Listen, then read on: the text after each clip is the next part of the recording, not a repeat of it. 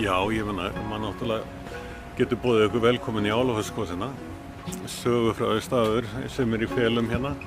Þegar við hjónin komum hérna og eignuðumst Álafossbúðina 2005, þá gjörsamlega kolfjörnaði fyrir staðnum. Þetta náttúruperla sem dálítið falin.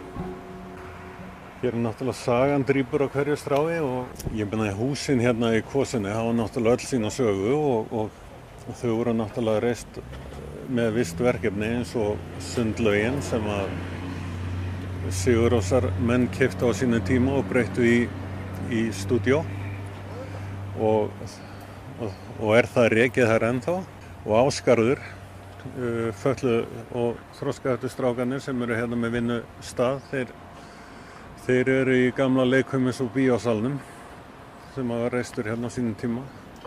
Síðan má náttúrulega tala Þrúðvang sem var nú reist sem mötuneyti og samkomusalur fyrir Álafoss-starfsmenn. Já, það voru svona hálfgerðar verbúðir. Það var karla- og kvennaskáli og það voru ýmsar sögusagður af því hvernig þar var helgar þegar fólk var að læðast á milli. Ég meina Álafosshúsið, stóra verksmiðjuhúsið, það var nú ekki reist fyrir 1940 var byrjað í 40-41 og það reis á nokkrum árum. Og hérna í dag náttúrulega ansi margir eigendur. Myndlisskólinn hérna á annarra hæðinni og náttúrulega Álafossbúðin á neðstu hæðinni. Síðan eru íbúðir og efstu hæðinni var nú upptökustúdíó að kaupa hluta til að vera þar með svona smá útibú.